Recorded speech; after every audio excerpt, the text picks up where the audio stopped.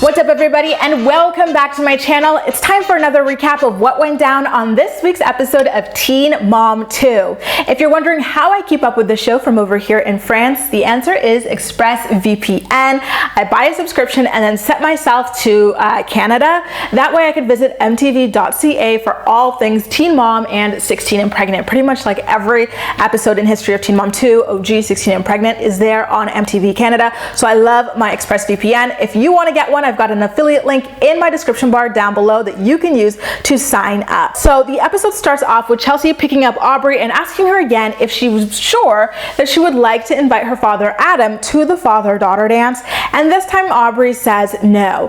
Chelsea doesn't inquire as to why that is, but I wish, we kind of knew, because it really seemed as though Aubree wanted Adam to come last week and the two of them were planning how they were going to invite him as well. So I don't know, a little bit interesting there. Over in Dover, Kail tells her friend about her psychic's prediction coming true, and I found it really ironic that she said that her mom not giving her like a real family dynamic was her driving force to not be like that as a parent, when she's done the same thing for her kids, but most of all for Creed and Lux, right? Like with a absent father. A little bit interesting there. And she has tried to do that for Isaac as well when she was running away from Joe, filing false PFAs against him, throwing a fit because he moved to be closer to his own child, etc., etc. In Indiana, Jade's grandma closes the family restaurant without giving anyone proper notice. She only told her own daughter, Jade's mom, that the restaurant was like sold to another investor or whatever, like after her shift. And I felt like that was quite unfair to not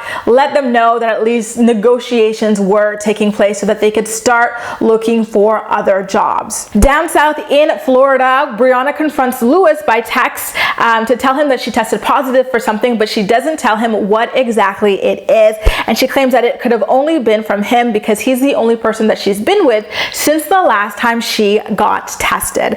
Then she talks about how she's scared that this whole situation is going to stop Lewis from coming around for Stella, but it's not exactly true. Lewis was never coming around for Stella anyway. Even while the two of them were knocking boots, Briana admitted a couple of episodes ago that anytime Lewis would reach out, it was only to inquire about their next booty call, not exactly their child. In any case, her friend Shirley does give her some great advice. She tells Briana to like have a heart-to-heart conversation with Lewis about how their dynamic is changing, but that she still wants him to be present for their daughter Stella. Now in Dover again, Kail sits down with her rumored nanny and rips into Joe not letting Isaac dictate his own schedule. At the moment, Kail really wants this because Isaac wants to spend more time at her house, but let this be the other way around. She would be doing the exact same thing that Joe is doing.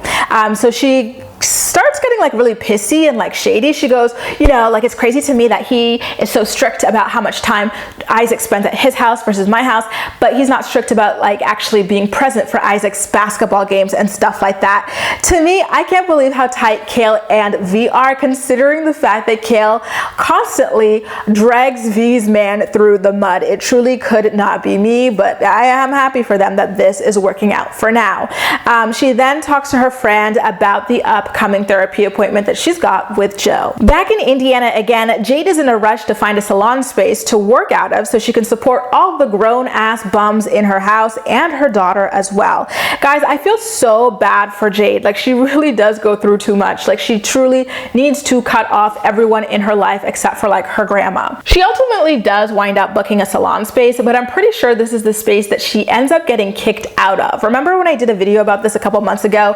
One of you guys gave me a really good tip about how Jade was pulling a lot of no-shows. Apparently she was vaping in front of clients, swearing a lot in front of clients, just being on the phone 24/7, allowing like, her ratchet like mom and her boyfriend and all of them to run in and out of the salon screaming and all of that.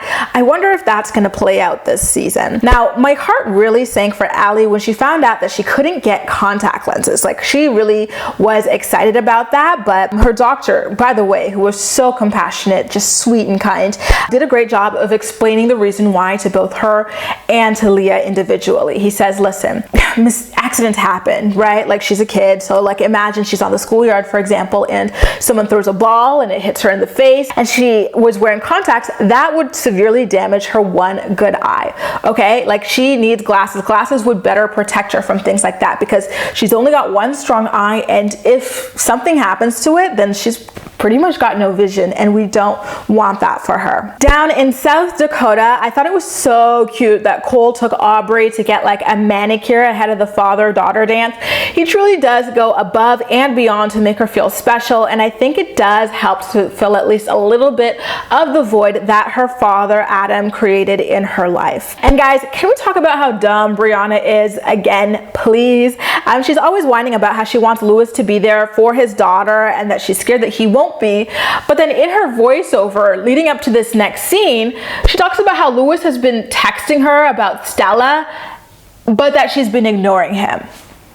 Like, really, girl? Like, what do you want at this point? I truly don't understand what this girl wants. To me, she's Petty Betty 2.0 at this point. She truly is. It's been obvious all season that Briana cares a lot more about Louis pining for her than she does about him being present for his daughter. Her mom comes back home, and so Briana talks to her about Louis calling and then says that she's going to tell him to just be there for Stella because she doesn't want to keep sleeping with him, even though she just admitted to ignoring his requests, you know, to, I don't know, speak to or hear about his child. I can't believe the way that she and her mom cried victim, like Briana wasn't old enough to know the risk of unprotected sex. Like, the bird admitted that condoms are only like an occasional treat for her when she was doing her STD screening. So if anything, they should be crying tears of joy that all she got was a very treatable STD and not AIDS by now, because she really is playing Russian roulette with that punani. Up north in Indiana, Jade is talking to Sean about her upcoming salon, and I just can't help but like wonder how women can date such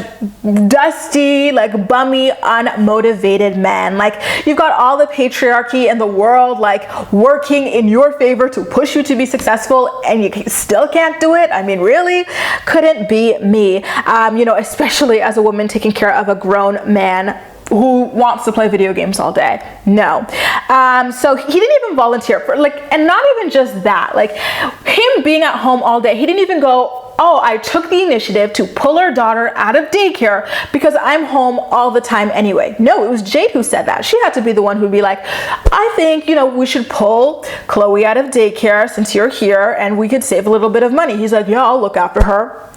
Really, you'll babysit your daughter, you won't raise her for a little bit? And he couldn't even like actively listen to her as she talked about all the obstacles she had to overcome to become a hairstylist. All he could do was sit there using up her electricity playing video games as she talked. And I don't know, I'm so disgusted. Guys, I also can't believe that she gave Sean some credit for quote unquote helping with his own child, as if we didn't regularly see her, including earlier in this episode, by the way, literally begging Sean to get out of bed and watch his damn child so she can go out to school or go out to work, or in today's case, go out to find a salon space so that she could support his dusty ass. I don't get it, you guys.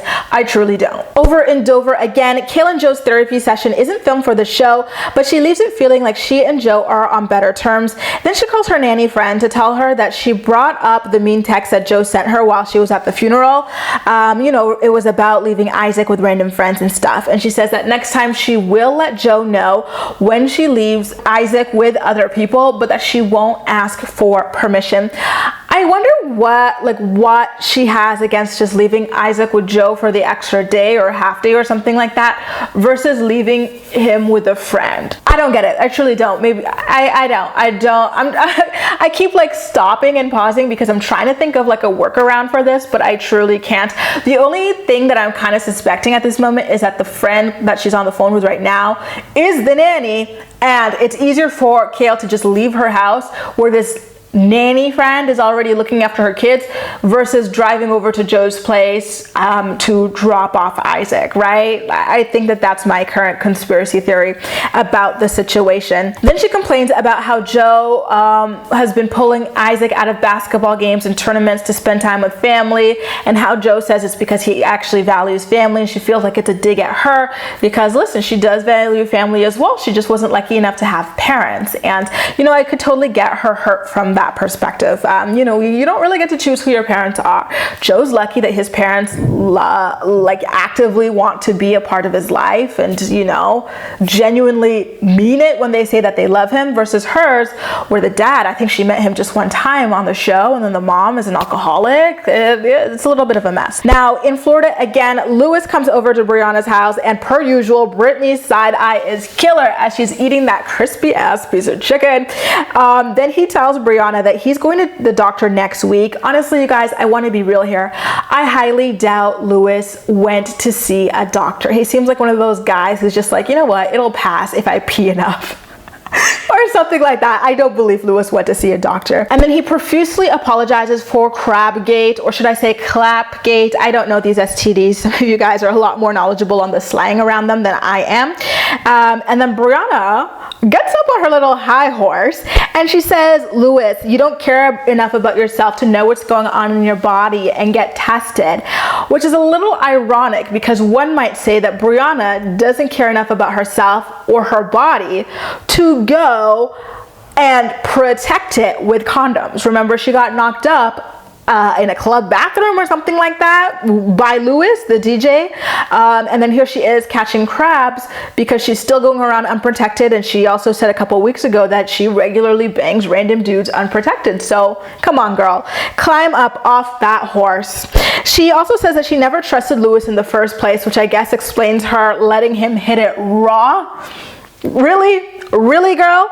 And then she tells him that she's scared that he's going to take their end of their relationship out on Stella, and he claims that he won't. And listen, I only believe him because he was never interested in the child, right? He's just going to go back to being the OG bum that he was when she was first born. Anyway, you guys, that does it. A recap of what went down on this week's episode of Teen Mom 2. But as usual, I'm more excited to hear what you have to say about everything. So please make sure to leave all of your thoughts and opinions in the comment section down below, and we'll chat. That's all for now. Thank you so much for watching, and I'll see you next time.